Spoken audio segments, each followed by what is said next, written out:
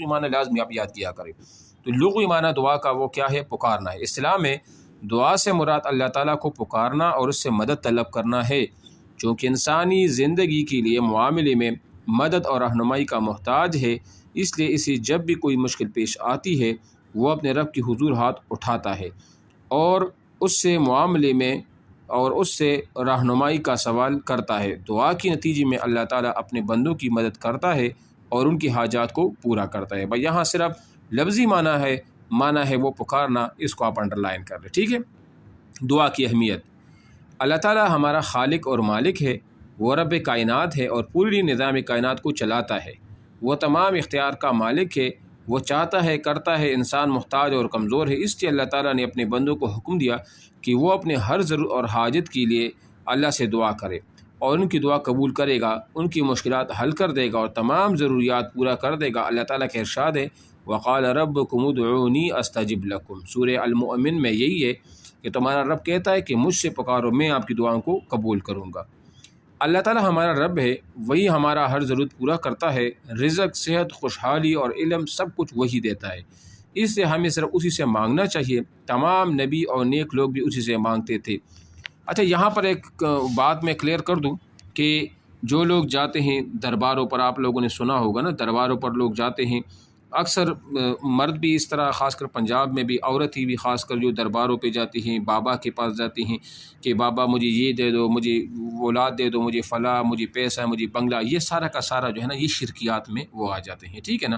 اس طرح کرنا یعنی ڈائریکٹ اس سے سوال کرنا، یا درباروں میں بکری جو ہے نا وہ ذبح کرنا، کالا بکرا ہو، کالی بکری ہو گئی، سفید ہو گیا، یہ چیزیں وہاں پر ذبح کرنا، یہ ساری کی چیزیں جو ہوتی ہیں نا یہ بدعات کے زمرے میں وہ آ جاتی ہیں، ٹھیک ہے۔ پکارنا صرف اللہ سے ہے، وسیلہ حق ہے کہ انسان وسیلے اختیار کرے، وسیلہ بے شک وہ حق ہے، وسیلے کے ذریعے سے کہ ایک نیک انسان کی وسیلے سے آپ سوال تو کر سکتے ہو، لیکن براہ راست اسے مانگنا یہ شرک میں آ جاتا ہے، ٹھیک ہے نا۔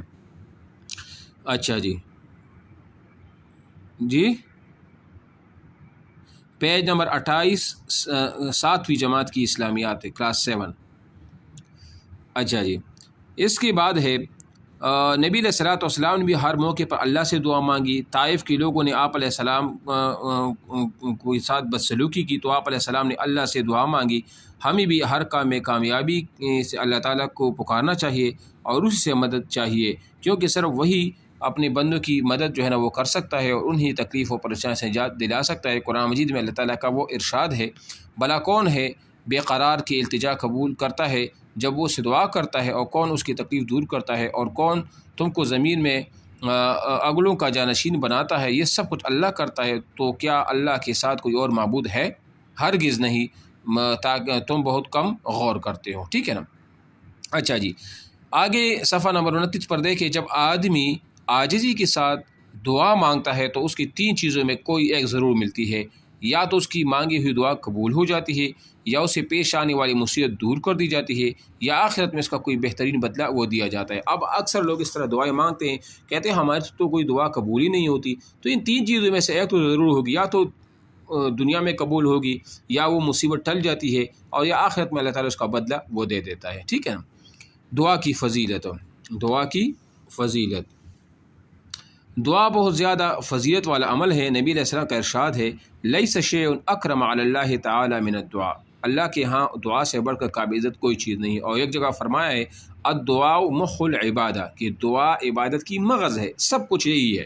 اس طرح آپ علیہ السلام نے فرمایا تم میں سے جس شخص کے لیے دعا کا دروازہ کھول دیا گیا اس کے لیے رحمت کے دروازے کھول دیے گئی۔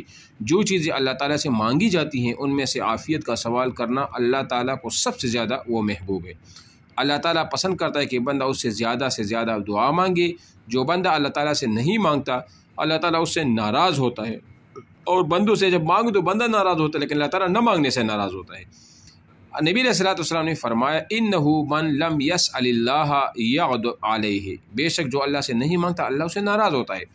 ان احادیث سے معلوم ہوتا ہے کہ اللہ تعالیٰ کو یہ بات بہت پسند ہے کہ اس کے بندے اس سے دعا مانگے اور صرف اسی کے سامنے دست سوال دراز کرے۔ اسے ہمیں چاہیے کہ ہر ضرورت اور حاجت کے وقت اللہ کو پکارے، مختلف مواقع پر مانگی جانے والی دعاؤں کا اہتمام کرے۔ اس طرح ہم بہت سی آفات سے بچ سکتے ہیں اور بے شمار برکات اللہ تعالیٰ کی مدد کے مستحق وہ بن سکتے ہیں۔ دعا کی آداب، اچھا دعا کی آداب کیا ہے؟ تو درج ذیل دعا کے آداب ہے، دعا صرف اللہ تعالیٰ سے مانگی جائے اور اس سے یقین کے ساتھ مانگی جائے کہ اللہ تعالیٰ اپنے بندوں کی دعا قبول کرتا ہے۔ دعا کا آغاز اللہ تعالیٰ کی حمد و ثنا سے کیا جائے، اول اور آخر درود شریف پڑھ لیا جائے۔ دعا انتہا عاجزی، دیکھو جو بھی دعا کرنی ہے نا، اس کے ابتدا میں بھی درود شریف اور انتہا میں بھی درود شریف، اور درمیان میں اپنی جو آپ کی مطالبات ہیں اللہ سے وہ مانگے، کیونکہ درود کو اللہ کبھی رد نہیں کرتا۔ تو جب اللہ درود کو رد نہیں کرتا نا، تو دو درودوں کے درمیان جو چیز ہوگی، جو جائز مطالبات ہوں گے آپ کے، وہ کبھی اللہ تعالیٰ وہ رد وہ نہیں کریں گے۔ آواز آ رہی ہے میری؟ ہلو ہلو، اچھا جی، درست جواب پر یہ نشان لگا جوابات دینے ہیں۔ الف، دعا کا لفظی معنی ہے توبہ کرنا، دعوت دینا، شرمندہ ہونا، پکارنا۔ جی پکارنا، آپشن نمبر دال ڈی یہ صحیح ہے۔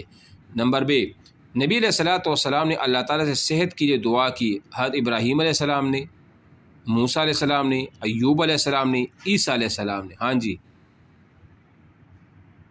حضرت ایوب علیہ السلام نے دعا وہ کی تھی، تقریباً 18 سال 17 سال 40 سال تک بھی ہے، جتنی بھی ہے وہ بیمار تھے۔ ٹھیک ہے جی، نبی علیہ السلام نے مچھلی کی پیٹ میں قید ہو جانے پر اللہ تعالیٰ کو پکارا، آدم علیہ السلام، ہود علیہ السلام، جی اچھا یونس علیہ السلام، اور یہ کتنے دن مچھلی کے پیٹ میں رہے؟ 40 دن۔ اچھا ایک تو یہ 40 دن۔ اچھا یہ کون سے علاقے میں بھیجے گئے تھے پیغمبر؟ موجودہ نام کیا ہے؟ موصل، موجودہ نام، ٹھیک ہے۔ اچھا دال، اگر دعا فوراً قبول نہ ہو تو کرنا چاہیے، مایوس ہو جانا چاہیے، دعا مانگنا ترک کرنا چاہیے، بے صبری کا مظاہرہ، بار بار دعا کرنی چاہیے۔ بار بار دعا کرنی وہ چاہیے، یہ آپشن دال نمبر آپشن وہ ٹھیک ہے۔ اس کے بعد سوال ہے، تکلیف اور پریشانی کے وقت ہمیں کرنا چاہیے رونا پیٹنا، دعا کرنی چاہیے، چیخنا چلانا، مایوس ہو کر بیٹھ جانا؟ دعا کرنی وہ چاہیے، ٹھیک ہے نا۔ یہ ہو گیا، یہ MCQs تھے ان کی۔ ابھی آج اگلے سبق، مدنی معاشرے کا استحکام، مدنی معاشرے کا